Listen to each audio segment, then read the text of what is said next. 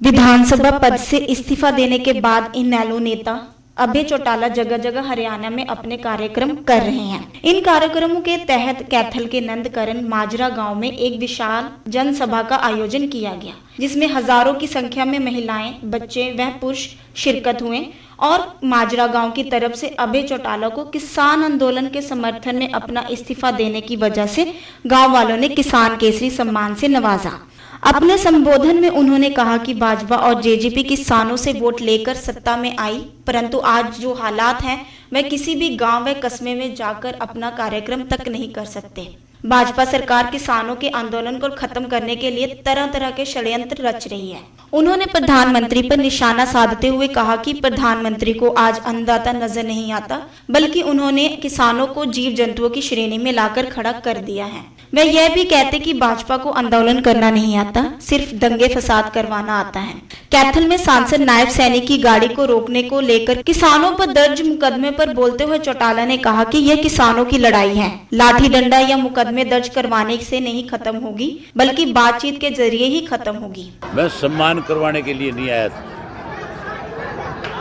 और ना ही मुझे इस चीज की कोई भूख है।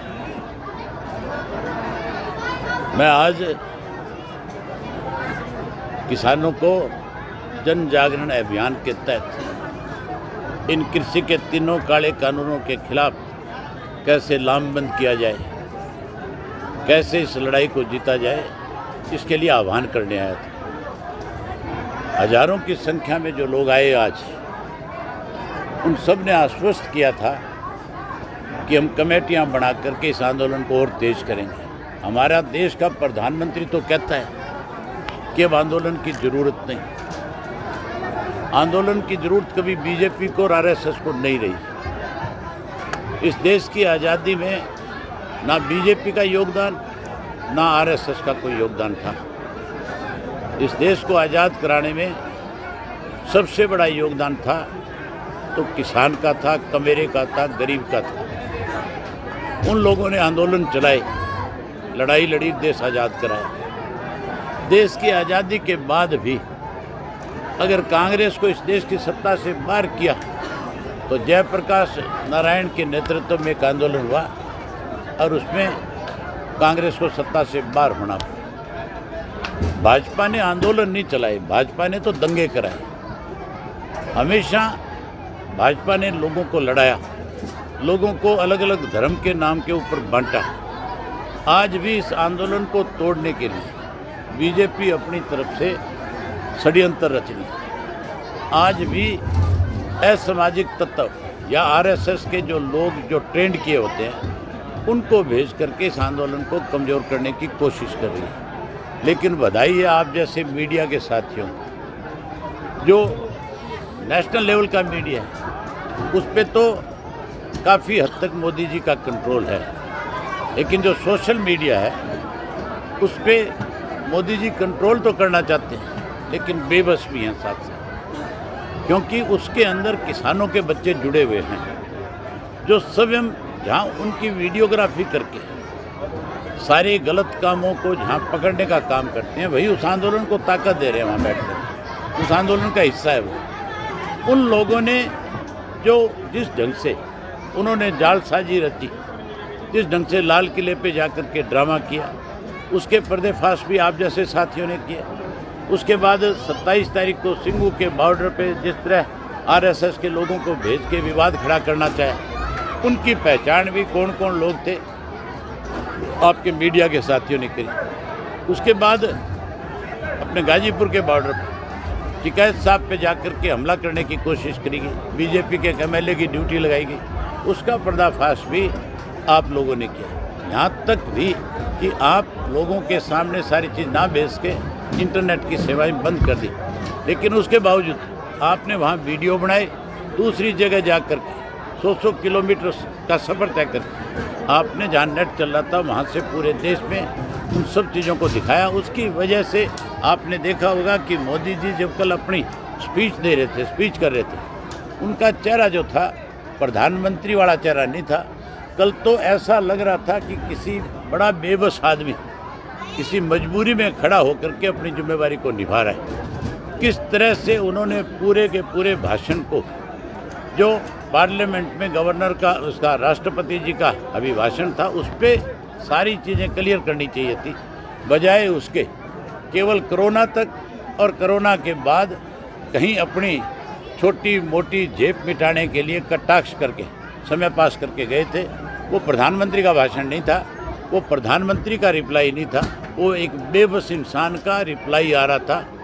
हम तो आज भी प्रधानमंत्री जी से आपके माध्यम से आग्रह करते हैं कि आपने जो गलत फैसले कर रखे हैं, जो 3 कृषि के कानून इस तरह के बना रखे हैं, जिससे आज लाखों किसान आपके दरवाजे के बाहर बैठा है, आप उसे मायूस करने की बजाय, उस किसान को आंसू बहाने की बजाय, उस किसान को लड़ाई के लिए बेबस करने की बजाय अपनी गलती का सुधार करो और किसान के लिए नए कृषि के अच्छे कानून बना करके MSP की कानून बनाओ, स्वामीनाथन की रिपोर्ट को लागू करो, किसान का कर्जा माफ़ करो, ताकि इस देश का किसान खुशहाल हो सके, इस देश को आर्थिक रूप से और ज़्यादा मजबूत कर सके। और विपक्ष के साथ के बाद कल प्रधानमंत्री के भाषण में पराजीवी यानी कि दूसरे ये वजूद में जीवित रहने वाले व्यक्ति आंदोलनजीवी की परिभाषा दे दी विपक्ष को, आपकी प्रतिक्रिया? अब तो प्रधानमंत्री को जो अन्नदाता है वो इंसान भी नज़र नहीं आ रहा, अब तो जीव और जंतुओं की संख्या में ला करके खड़ा कर दिया। आंदोलन के नाम से डर लगता है। ये तो केवल दंगे फसाद कैसे हो, इस तरह की साजिश रच सकते हैं बेचारे, लेकिन किसान शांतिप्रिय ढंग से आंदोलन करके मोदी जी को मजबूर करेगा। और जहाँ तक इस्तीफे की बात है, मेरे इस्तीफे से पहले बहुत सारे ऐसे नेता थे इस प्रदेश में जो किसी टोल पे जाते थे, जो किसी धरने में जाते थे और वहाँ जाकर के ये कहते थे कि हम आपके साथ हैं, हम सत्ता को समर्थन दे रखा है, लेकिन जब किसान की लड़ाई की बात होगी हम सत्ता छोड़ करके आपके साथ खड़े हो जाएंगे। आज वो लोग उन धरनों में, उन टोल पे जाना तो बहुत बड़ी बात है। अपने घर से, अपने गांव से दूसरे गांव में नहीं जा सकते। आज ब्याह शादी नहीं अटेंड कर सकते किसी की, आज किसी के गोडा नहीं निभा सकते। ऐसा समय भी आएगा कि इनके घर में विवाद भी खड़े हो जाएंगे, इनके घर 2 घर इस आंदोलन में हो जाएंगे। सर, प्रधानमंत्री से क्या रणनीति रहेगी अब आगे जो है? हमारी पार्टी का एक ही एजेंडा है कि जब तक ये किसान आंदोलन समाप्त नहीं हो जाता, हम कोई राजनीति नहीं करेंगे। हम लगातार किसानों का आंदोलन मजबूत हो, किसान के साथ न्याय हो, इस लड़ाई को लड़ेंगे। सर, प्रधानमंत्री ने कहा कि वो सिर्फ 1 फोन की दूरी पे हैं और प्रधानमंत्री तक अपनी बात पहुँचाने का जरिया होता है सांसद। कल कैथल में कुछ युवा किसान सांसद से अपनी बात कहना चाहते थे कि हमें कृषि कानून के फायदे बताओ, पर उनको बाहर रोका गया और उनके खिलाफ कल पर्चे दर्ज कर दिए गए। मैंने बताया ना, कोई भी आंदोलन किसी के खिलाफ पर्चे दर्ज करा के, लाठी चार्ज करके या कोई उनके ऊपर गोलियां चला करके कोई आंदोलन दबाया जा सकता है, लेकिन किसान का आंदोलन ना डंडे से दबेगा, ना पर्चों से, ना गोलियों से।